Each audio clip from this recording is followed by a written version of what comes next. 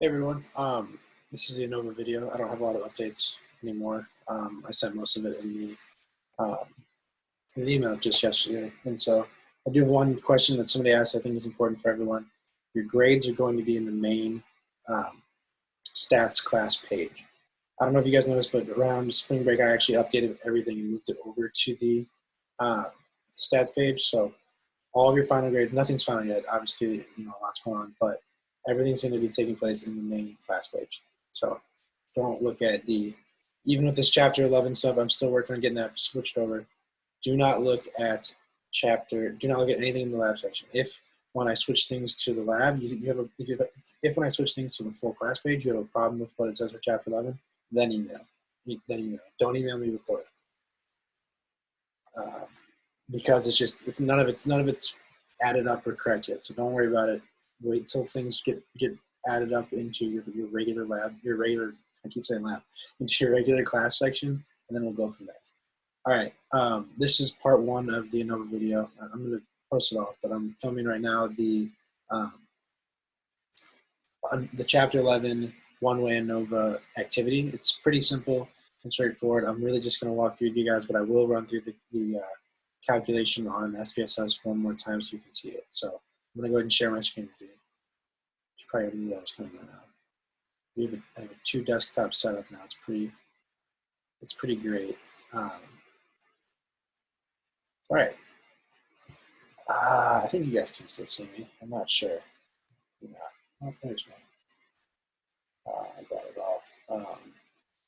Anyways,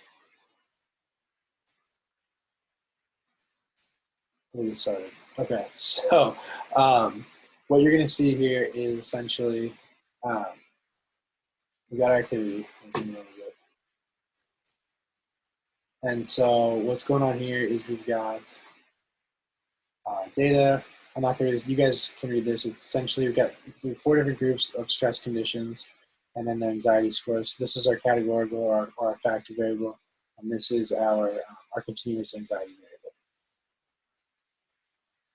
And as you can see, there's the rest of our groups. There's the 4s and the 4s. So I guess I should highlight our research question is the effect of different situations on people's stress levels, right? So what I want to look at here is essentially, let me get started. So why is a one-way Anova the appropriate statistical technique for this question? Because we have one variable that's a grouping variable with more than 2 levels and one variable that's a continuous variable, right? So we're only making comparisons for one set of groups. We're not doing any of the interaction stuff. And so this will help us answer the question because we're looking to compare groups, right? We're not trying to compare it to a population, otherwise we would do some sort of t-test. So you don't have to enter the data. I already posted the data on D2L.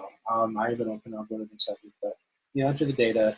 I'm sure you know by this point, our null hypothesis is always that nothing's changed, right? Our null hypothesis is this right here. This the mean of group 1, right? These guys, the mean of group equals mean of group 2 equals mean of group 3 equals mean of group 4. Again, so the null hypothesis is that there is no change. The alternative hypothesis is that they're different, that there's some difference somewhere in there, and that's what we need to be figuring out. So we're going to look at the distributions. I'm going to show you how to do this, but here's the graph. It's a bit spoiler.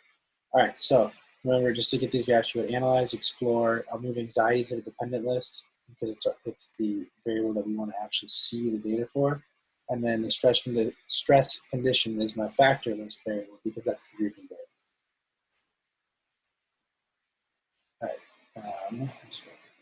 All right.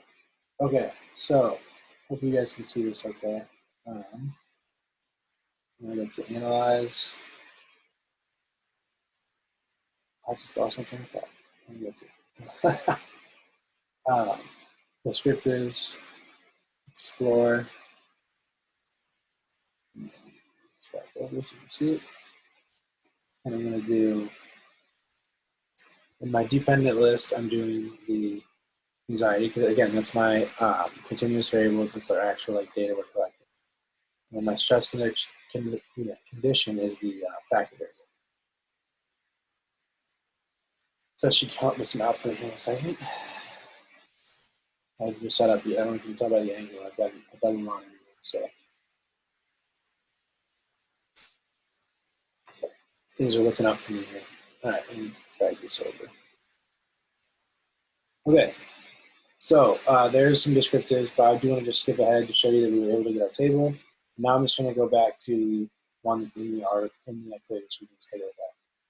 All right, so we've got our stuff here. We can take a look at it. Some things are more obvious. Clearly, it looks like we may have something going on where mock job energy may be all the way up here.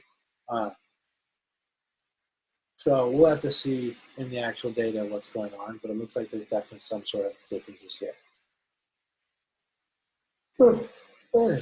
So, all right, like I said, we haven't collected many tests yet, but you can tell that there's something going on, right? All right, now we're gonna go ahead and carry out the Anova. And again, the data is all right here for you, but I'm gonna run the Anova just so you can get a handle on it. So again, for the one-way ANOVA, which we're doing right here, we'll do the analyze, compare means, one-way ANOVA.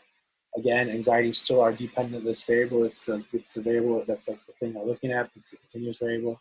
And our factor box is where we're going to put the stress condition, which is, again, our grouping variable. So let's get started. Using my train of thought. All right, don't forget that you want to get the description, which we already have.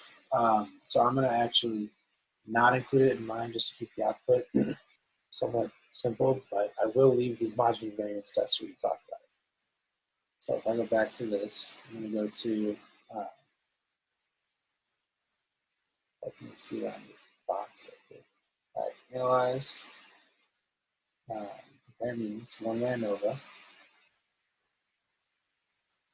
And I'm going to want to put in my dependent list again, I'm putting the anxiety, that variable we're looking at, and then the grouping variable as my factor. Options, like I mentioned, I personally am going to just leave descriptors off, but you could get them if you wanted to. I do want to know about the homogeneity variance. So continue. I'm going to hit OK. And let's see what we got here. All right, so I do want to just check in on homogeneity variance. I think that's the next thing we're going to talk about. We're going to check.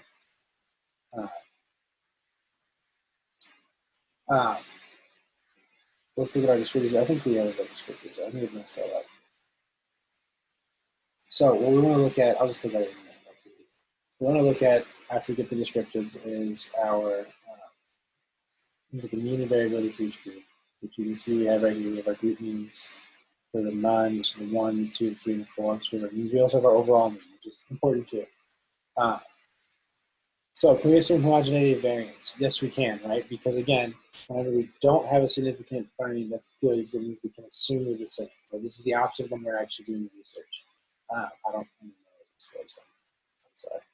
I'm getting into TikTok, so I'm starting to do too many things at the same time. But I guess I just can't start from the camera. So we do have equal variance, which is good. So we can just keep steaming along here. And so let's go back. What's our next question? So now we want to talk about, so we want to know about the degrees of freedom for the between groups term. So the between group term, between group term is this area. So that's the variance that we're comparing between the conditions. Remember, degrees of freedom is always n minus 1. So our n here is the 4 comparison groups minus 1. So it's this right here. It's this 1, 2, 3, 4 minus 1. The k minus 1 technically we call because we have k groups. So that's how you calculate it. And then our degrees of freedom within groups, again, just comparing individuals within a group, is going to be right here. And as you can see, it is 24 because we have that many people in the groups, right? So it's going to be essentially your total populations minus the groups. So you have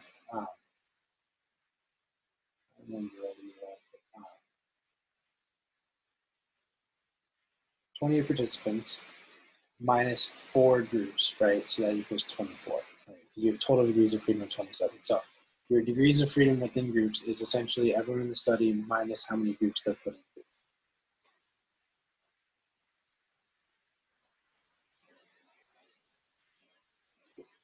All right, so let's move on here. Overall, do anxiety levels differ across the 4 stress conditions, right? So we're just looking at our FIR now. We don't want to talk even about which groups are different. We're just trying to figure out what is the is there some difference in the group? We think there is already, because we looked at this graph, right? We looked at the graph, we think we know what's going on. So let's see here. Our F statistic is this right here, and it's clearly significant because 0.000 is less than 0.05. We're actually significant at the 0.001 level, which is cool. So the omnibus or overall F test simply tells us that the means are not all equal. It doesn't tell us anything about which groups are the ones that are different. So we're going to need to do that post hoc test again to compare the groups. So we get that in a second. But what we know at this point from the F statistic of the overall Anova is that there is a difference in the groups. We don't know which groups are different. So time for those post hoc tests. As I was just saying, we'll do analyze, compare means. We'll do the one-way Anova, but this time we want to do the two-key, which is our post hoc that compares the groups. So I'm going to go ahead and do that, and then I'll get back to this page so we can just look at it. So I'm going to go again to analyze.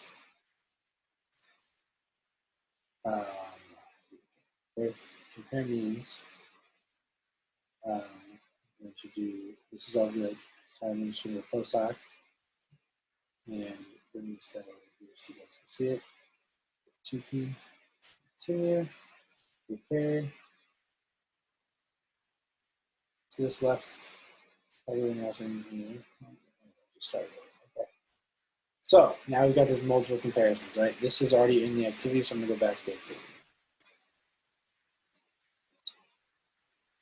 Here it is. Okay. So look at the multiple comparisons here. We have a lot of information on it. It's kind of scary, but you can really break it down and see exactly what's going on here and which groups are different. So we want to interpret multiple comparisons out there. We're going to pick a stress condition. We're going to start with stress condition 1, right? This none group, which is our I term here. It just says I on the screen here. And so from that, what we want to do is pick the second stress condition from the other three, and we want to just look at them, right? So we're going to look at the no stress group versus the mental arithmetic group, which I think is group 2. And that is just right here. And it looks like we have a mean difference of negative 4.29, and that's significant. So we have a significant difference between group 1 and group 2. And you can tell that based off the significance and also the asterisk. So that is a big difference. And again, our confidence interval doesn't include 0, again, which is still a good thing. So let's go again. Let's compare the none group, which is group 1, to the stress role play, which is group 3. And we also have a significant difference between group 1 and group 3. That difference is the average difference of negative 3.7. Still significant. And again, our confidence interval does not include 0. And then finally, we can compare group 1 to group 4. And we have a very large difference, an average difference of 7.143, which is very, very significant, as you can see. And it shows us, again, there's no 0 in the confidence interval, which is good. So we've compared most of our groups so far. We've not compared all of them. So we need to move a little further down. And I did jump a bit ahead of myself here.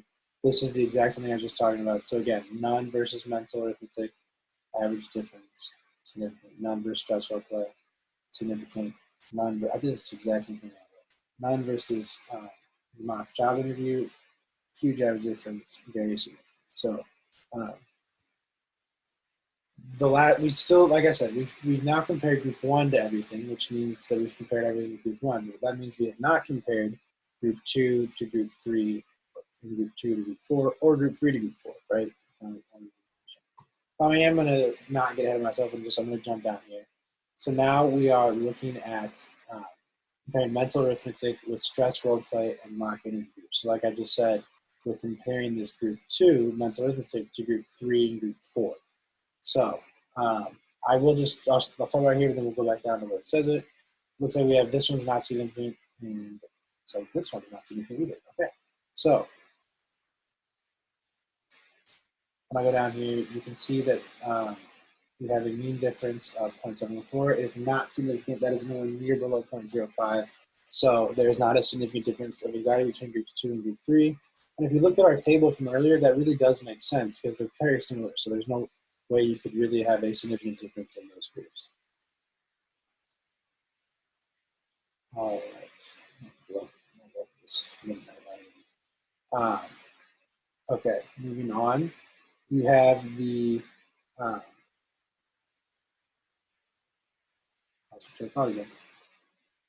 we're just going to do that last comparison now. Group, well, I'm sorry, let's compare group 2 to group 4. As you can see, it is still not, it's still not significant, right? This is group 2 versus group 4. It's still not significant, right? Again, that's this guy right here, group 2 versus group 4. The larger difference, but it's not significant. So you cannot say there's a significant difference of stress between group 2 and group 4. And then finally, for this last one, what we're going to do is compare group 3 to group 4. So that's the only comparison we've not done yet. So we want to look at how the stress role play group compares to the mock interview group. And the stress role play versus mock interview, the mean difference is 3.429 and the P 0.042. So that's that one is significant. Just barely, but it is significant. So you have a significant difference. So it often helps to just moving right along.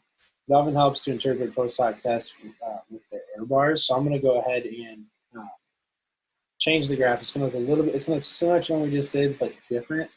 And so what we're wanting to run here is a error bar that gives us the 95% confidence interval.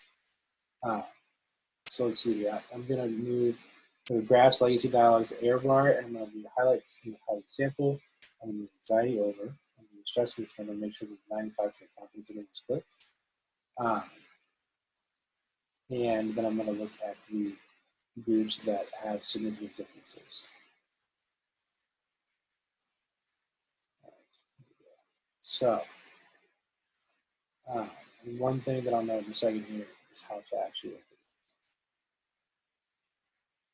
it. Okay, so analyze just so graphs, that's right. Legacy dialogues, error bar. I think we're going to do simple, if I'm not mistaken. I'm saying I'm a lot today. It's not good. Yeah, simple. Okay. There you go. So, simple, fine. Let's go for you guys. A variable, again, still anxiety. Our axis is still that's condition. Confidence interval for the mean, that's what we're looking for, the 95 percentile. And we are ready to go. All right, so here's our chart. So I do want to make note of something. It looks like they're overlapping, but it's not quite what we're talking about. It's not what's going on here. What we have here is the mean of each group, right? And the 95% confidence where we are sure, we can say with 95% certainty that we've captured the true mean with that interval. So the only thing that has to happen is the dot of another mean can't fall in the range of the other average, right? So these two have overlap, but there's not overlap between the average and the interval. Does that make sense? This interval, I can't believe I just asked you guys. Does that make sense as if you're here? Okay. This one, like I was saying, the interval is not, the interval does not include this average, right? And this interval does not include that average. It's either significantly different. This guy down here, our none group, this interval, this 95% confidence interval, does not include any of the other ranges, or any of the other means, which is why it's significant. So if we go back to the activity, that's kind of what we've got laid out for you. Which ones are significant? These ones. So none versus this one, none versus stress role play, none versus mock job interview. Then I'm looking again at stress versus mock job. All right, that's all for now. That is your that's the update on the chapter Anova. Now we're going to move into practicing. We're going to move into the slideshow with more Anova practice. All right, so now we're going to do the Anova practice. These are fairly short. We're not going to do a ton of like in-depth analysis of them, but it's just you guys can watch me run through it again, and you can practice it some more. And then on next Wednesday at 3:30, we can have a longer conversation about them if need be. But this should help you have a better understanding of how to do it for your assignment. So I'm going to go ahead and open it up. I'm not opening up everything one time just because I've noticed so far there's been a lot of volume issues, so hopefully this makes it a little better. So here I'm going to start just with the lecture slide, and then we'll go from there. Let's do desktop. Share. And yes, the lighting's different because it's morning. I did not sleep in these clothes. I just only wear them for this. This is my lecture outfit. All right.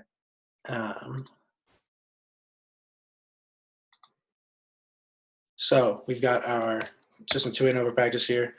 Remember, a one-way ANOVA is where we just have the one grouping variable and the one dependent variable, right? So like the anxiety or the stress conditions and the anxiety. So you can have effects that are either within the different groups or effects that are just within people, or variances just within people. With two-way ANOVA, don't forget that you now are having, essentially two-way ANOVA means you have more than one grouping variable, right? So two grouping variables and then one continuous variable, still like our anxiety score or something. And so that's where we have that factorial design. The two factors change simultaneously within the study. So you can't, so if it's gender and major, and it's either psychology or biomedical engineering, and then male or female, that's 4 different groups, right? So you can change one, you can change the other, and so that's why you have male students in bio. What did I say? Say biology. Let's go with biology. You have male students in biology and female students in biology, and male students in psychology and female students in psychology. Your independent variable is the same as it has been the whole time. It's, the independent variable, like I said, is the thing that groups. And the ANOVA, what we're doing is we're evaluating the mean differences attributed to each variable acting independently and the combination of the two acting together, right? So we want to know, do things change based on what group you're in? And since you're in 2 groups at a time, does it matter how they interact, right? So kind of like an example down here, the level is the independent condition, the individual condition or values that make up a factor. So how many levels it has, right? So for this one here, our factors, we're comparing how 3 treatments for ADHD work for males and females. Our factors, we have 2 of them. We have treatments and gender. And ADHD treatment has 3 levels because there's 3 treatments, A, B, and C. And gender has 2 levels. Again, just in the study, gender has 2 levels, male and female. We're always looking at to know what is the variance, right? So there's the total variance in the study. I'll just leave that right there. You can kind of see it. So there's always going to be within stuff. That's just the variance that's within each individual group, and it's just like differences between the people. Now we want to know about the between treatment variance, the variance that is attributed to the fact that we have people in different groups.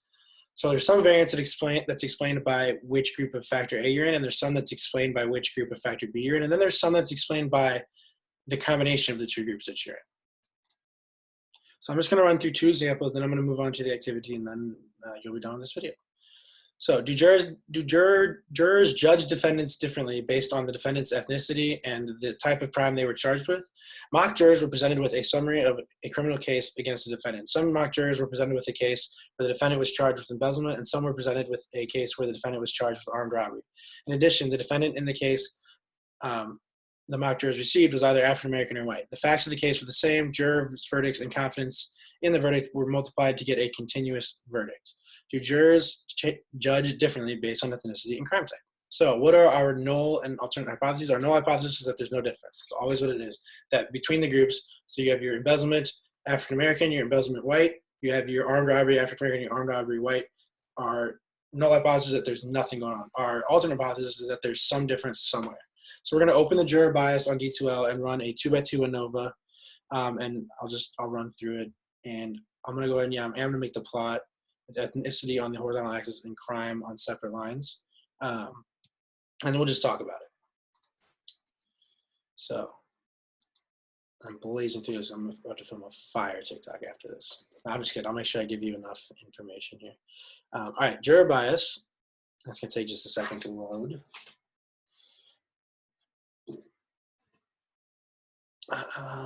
Okay. What did that say? That didn't look good. What was that warning? Okay, wait, yeah. I hope you guys can see this so far. I'm gonna pause right here and make sure that it's recording because I just got a weird symbol on my screen. And if it is, we'll pick back up. If not, we're good. Okay, so it turns out everything was fine. All right, so I'm going to move on. I'll share my screen and we will go right into the SPSS for it. Just to refresh you though, this is what we're doing. Juror bias. I'm looking at this continuous verdict variable as my dependent variable, and then my grouping variables are then ethnicity and moisturize. Ethnicity and crime will be my factors. So let's do it. All right. Moving over here. So I've got my ethnicity, crime, continuous. Very simple. Okay, remember, for this one we need to go to general linear, general linear model, univariate. Dependent variable is this continuous verdict, right? It's the only continuous variable we have, which is good. And here are factors. I'm gonna click on plots, and I do want to get one with, we're gonna put ethnicity on the horizontal axis and crime on separate lines. Remember, you have to click add and continue to make sure we didn't want to do anything else. Yeah, that looks good. Okay, I'm gonna go ahead and run this.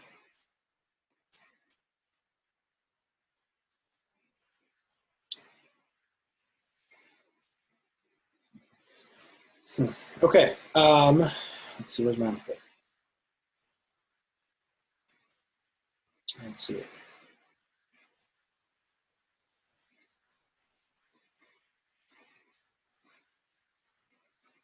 Let me write it again.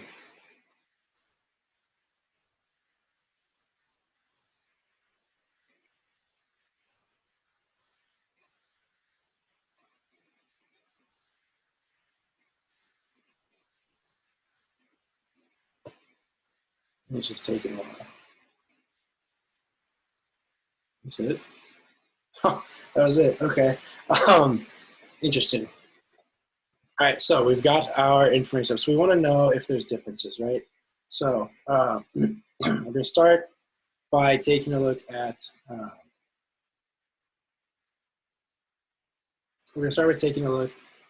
our F statistic, and it looks like we have a pretty significant finding for ethnicity and crime. For ethnicity, we don't have a significant, we also have a significant interaction, which is good. And so it looks like we do have we have something significant, right? Because we have this overall F is quite significant, which is good to see. And we see that we have the first variable is significant, insignificant, and then this one is significant again. So we want to get a bit more information about what's going on there. As you can see, it looks like there's a significant difference of ethnicity. Sorry, I couldn't quite hear you.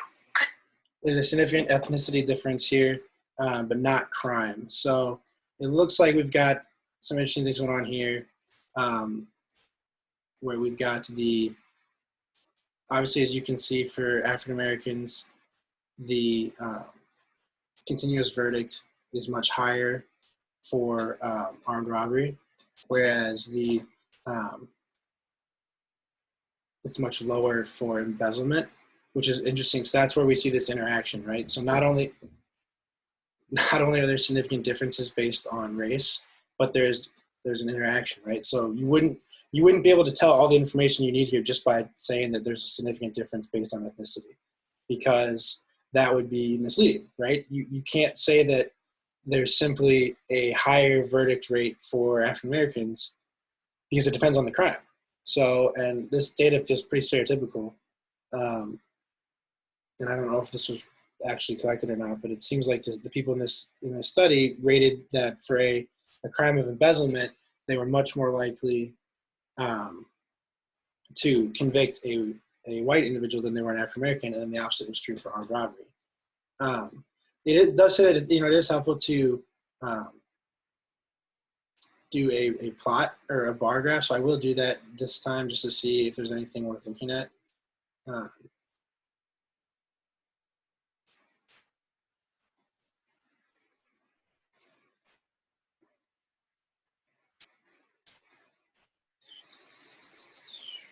see here. Hold on. We want to do it clustered.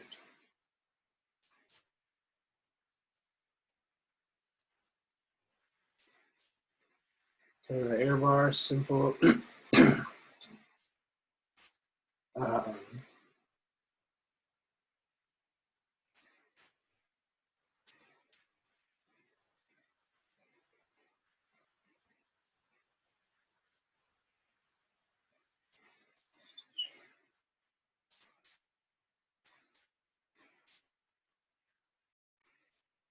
All right, y'all, so I just took a lunch and TikTok break. And now we're going to do the lab activity and I'm going to just talk about the assignment. Obviously, I can't give away too many details, but let's go ahead and run through this lab activity together. It's posted now. By the time you're watching this, it wasn't posted right when I posted everything else, but it's up now. So let's get started.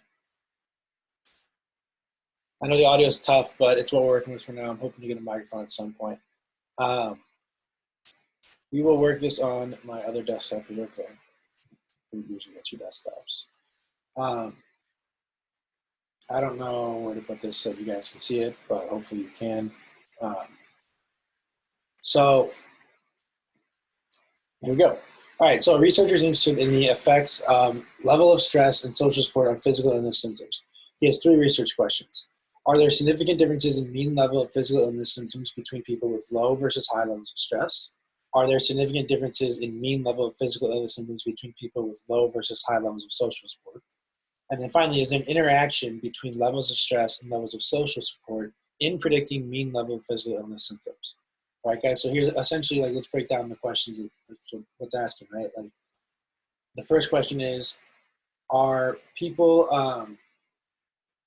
sicker or less sick based on stress? Are people sicker or less sick based on social support? And do the 2 of those effects interact with each other such that, I have myself done that. It's from my TikTok. A bit too fancy. So that's such that the interactions, is there a particular combination of circumstances like low social support and high stress that predicts a higher level, right? Like we would maybe think that could be true compared to other things. Let's see here. Sorry for the pause. I got an important phone call. Okay, we're back at it. Back to screen share, desktop 2, share. So, all right, guys, we're looking at whether or not there's different groups within the 2 different grouping variables that have higher or lower levels of physical symptoms. Like it would make sense that low social support and high stress might end up being sicker than, say, low social support and low stress, right? So we'll go ahead and enter this data. It's in the D12 file, so you don't have to enter it. I'm being nice to you guys. And we'll just talk through it. I've run these a few times. I will run it again. I'm just going to run it and then go back to talk about it on here because it's easier. But we have support and stress, and the symptoms is the outcome variable. Everyone has their own line in the data set. Our null hypothesis, as always, is there's no difference. All the groups are the same. For our first question about whether or not stress has a main effect, we're saying that low stress and high stress have the same amount of illness. We're saying that there's also not a main effect of social support for our null hypothesis. And then, of course, the interaction is saying that all 4 of the different groups, low, low, low, high, high, low, and high, high, all have the same amount of stress, or the same amount of illness symptoms, sorry. Okay, like I said, I just got ahead of myself again. But we're saying that there's no main effect of stress. People with high and low stress, right, have the same amount of illness symptoms. We're saying that there's no main effect for our null hypothesis. We're saying that there's no main effect of social support. High and low social support have the same amount of illness symptoms, and that there's the interaction of them is the same, right? So any of the 4 groups have the same. So I'm going to go ahead and run this. And options, I'm going to do. Well, I'm just going to start with the easy stuff. All right, so I'm going to get this set up here. All right, and I'm going to pull up the data set and bring it over. You guys should be able to see it in a second here. There we go.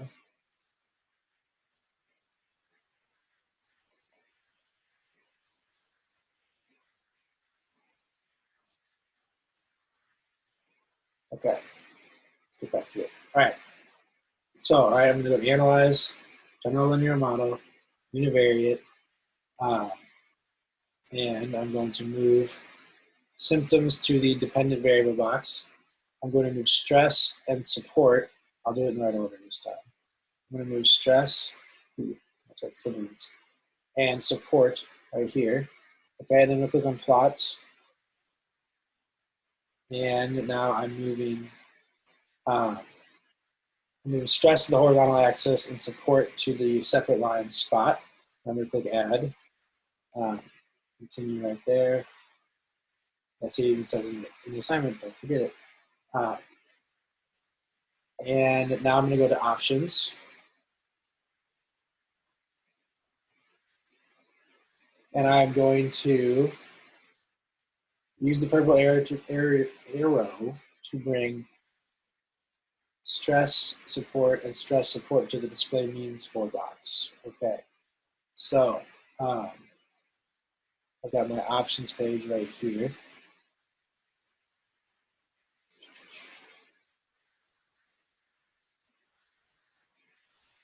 The purple arrow, that doesn't make sense. Let's see here. I need to get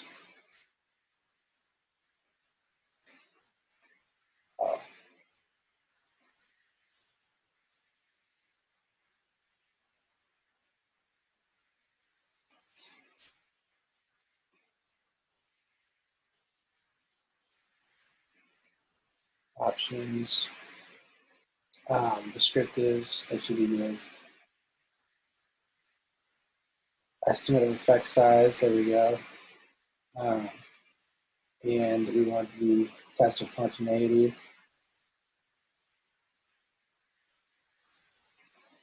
And we're ready to go. All right.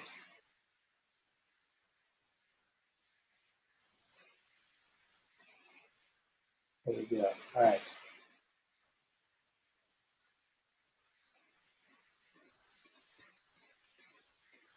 There we go. Sorry about that. It's probably doing that thing where it goes to the really tiny spot again. I'll do this. All right.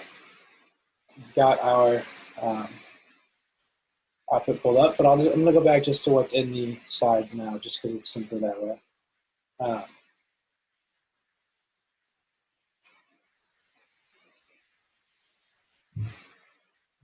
Let's see.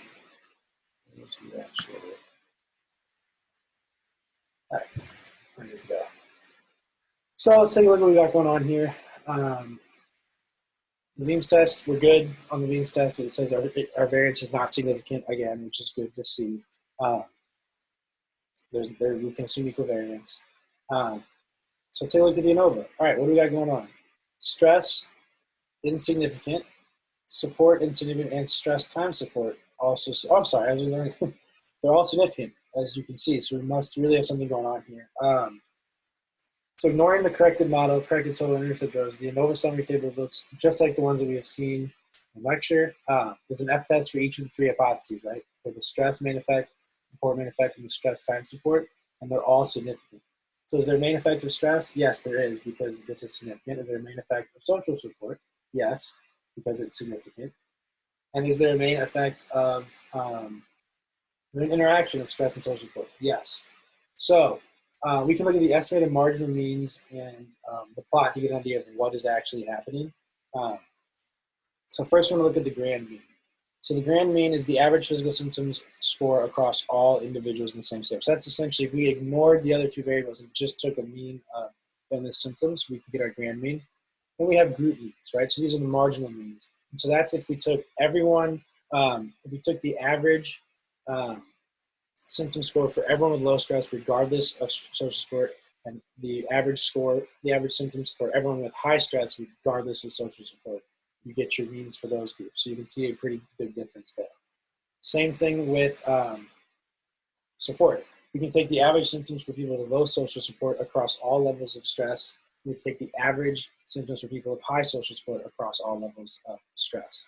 And so what we're seeing here is we are seeing a high social, we're seeing this difference in, right? So low social support, you have higher symptoms, and high social, you have lower symptoms. Then, okay, now we can look at, just like we did on, just like I was doing earlier, we can look at the symptoms right here with stress. Um, we can look at which groups are significantly different from each other too, right?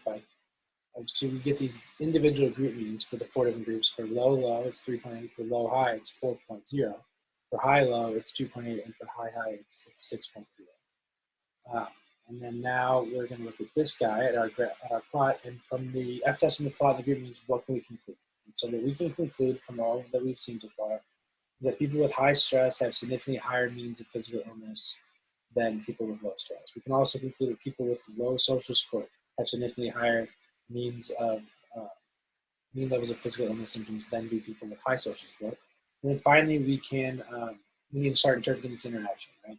So as you can see, high stress leads to more symptoms because the green dots are far apart, as are the blue dots.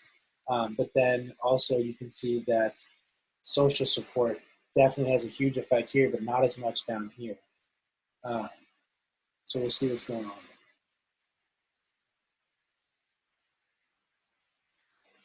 So how can we interpret the interaction? From the plot, it looks like there's a much larger effect of stress on physical symptoms for those who have low social support, which makes sense if you think about it, right? The effects of stress are much worse for people with low social support. What if we wanted to examine simple effects of interpret the interaction? So just for people with low support, social support, is there an effect of stress on symptoms? So just for people with low social support, yeah, it sure seems like there's an effect of stress. Now we want to know, just is there just people with high social support is an effect. We can look at the plot, but we can also do some sorting of our data, which may help us. So we're going to answer these questions using that one-way Anova with 2 groups. This is the same. I'm doing an independent samples t-test twice. But first, I'm going to do some data configuration here. So we'll get into that right now. So we're going to go to data, select cases, and we are going to bubble in if condition is satisfied. And so type support equals 1. All right, so if condition, click on if, which I just did, right? I think I did. Yeah, if condition is satisfied, if. And then in the box, I'm going to type. Oops. Support equals 1. And I'm going to click continue. And now I'm going to click OK. And now I'm going to go back in here. I'm going to run the one-way Anova. Only with people with support equals 1 will be included. So I'm going to do analyze, compare means, because we're just doing a one-way Anova now. I'm going to move symptoms to the dependent list. And I'm going to move stress to the factor list. And I'm going to press OK. And as you can see, we're getting the same numbers as right here. So I'm going to go back over here for now. So the quantity that we're looking to change is this between groups MS, which is this 202.5. And so what that's given us a chance to look at is whether or not there's a significant difference there, right? The between groups is comparing low stress to high stress, is comparing low social support to high social support. So now we can use this MS groups along with the MS air from the original, right? Just like we did in our lab, in our lecture. And now you're able to compare this value 202 over the original within, right? Which we have used right here to get your actual F value, which is actually a little higher than this. And so we're going to compare it with our F crit, and it looks like we're good, right? 71 is much higher than 4.49. So the reason we did that is because we were looking at this group, but we were still part of a bigger overall sample. So we couldn't use this new within groups degrees of freedom. We had to use the original. So now let's go back and do the same thing for social support. And so now we'll, like I said, only individuals in the high social support group. So I'm going to go ahead and go back to here, the data, select cases. I'm going to reset this.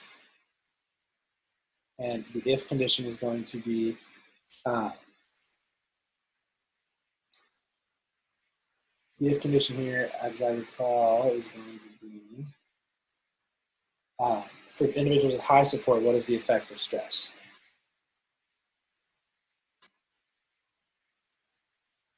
So I'm going to do support equals, equals 2. Continue, okay. And we're going to run that one-way Anova again.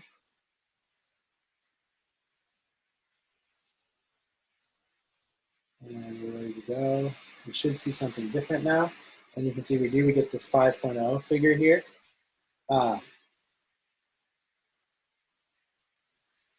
And so, again, we have to kind of go back and do the original. We have to go back and find our new F value. So we're taking the 10 minus that, we're divided by that 2.85 again. And as you can see, it's not significant here. So for people with high social support, the effect of stress is not significant. So our simple effects analysis tells us that there's only an effect of stress on average level of physical symptoms for people with low levels of social support. The effect is not significant for people with high levels of social support. So just to move back just for a second. So as you can see, high social support, as I was incorrectly mentioning, so see this line so much flatter? Basically, that's what we just found with our statistics, was that this is not a significant difference, whereas this one clearly is. So now we're going to just take a look at a bar plot that shows the means for each group as well as the 95% confidence interval of the means. So I'm going to do that graph, legacy dialogues bar clustered. So I'm going to just make this, minimize this again and go to, go back to my SPSS here. And I'm going to look at graphs, legacy dialogues bar clustered. And I'm going to define it. And what I need now is to bubble in other statistic and move symptoms over to the variable box, okay? I think I actually need to clear this before we do that. But make sure you clear this. You don't want to be filtering your cases at all right now. So I'm going to go back into graphs, legacy dialogue, bar, clustered. Like I was doing just a little bit ago, in terms of the video. And now we are doing this other statistics, symptoms, and from there, so other statistics, symptoms. Stress is going to be our category access variable, and our cluster is going to be defined by levels of social support, and we're ready to go. And as you can see, we got this graph that looks a lot like the one in here. Just oh, I forgot to add the confidence interval, which I'll just show you how to do real quick. When you add the confidence interval, you get it to where it looks like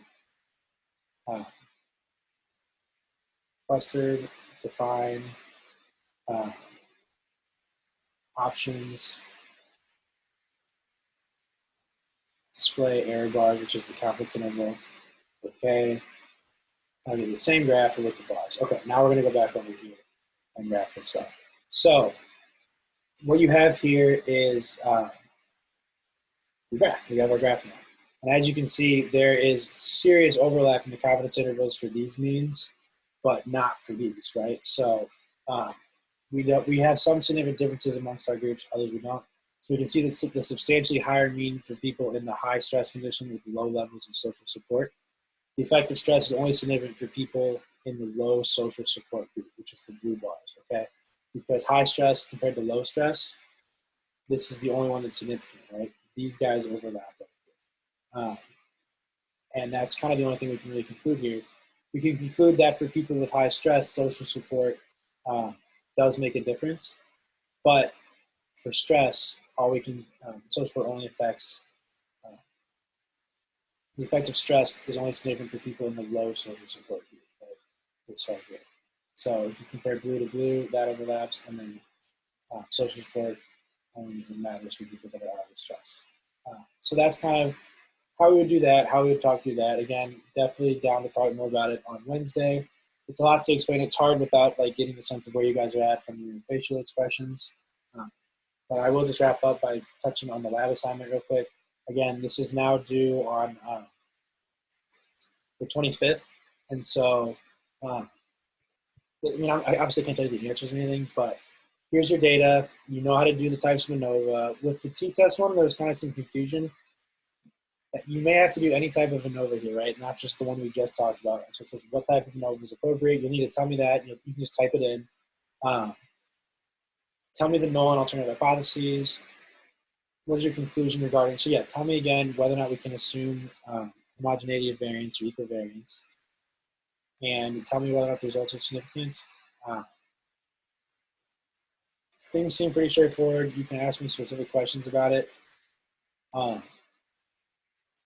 Yeah, as it says here, if you want postdoc, this question. The conclusion, try saying this in words, right? So this is where you're actually telling me within the words of the research question, which here is about differences in sleep patterns. So that should be words, not necessarily numbers. Yeah, as it said, not statistical limitation. And then you can go back to the original YouTube video on how to paste output, include it in this document or upload it in a different Word document to the Dropbox folder.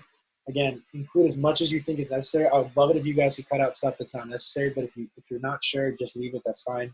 I'm just asking you guys to try and make my job as easy as possible. And that is all I have for you right now. That's the whole video. Thank you for watching. As always, you can reach out to me via email and I'll be in touch. Thank you guys for your patience. I know this is a crazy time for you. It's crazy for us too. And we are doing our best to adjust to it. So sometimes we think we have the right plan and other times we don't. I had to readjust. I thought I had a good system working. I did not. And that is all I've got for you guys. That's all I've got right now. So, like I said, if you have any questions, let me know. Otherwise, have a good week, and hopefully I will see you on Wednesday.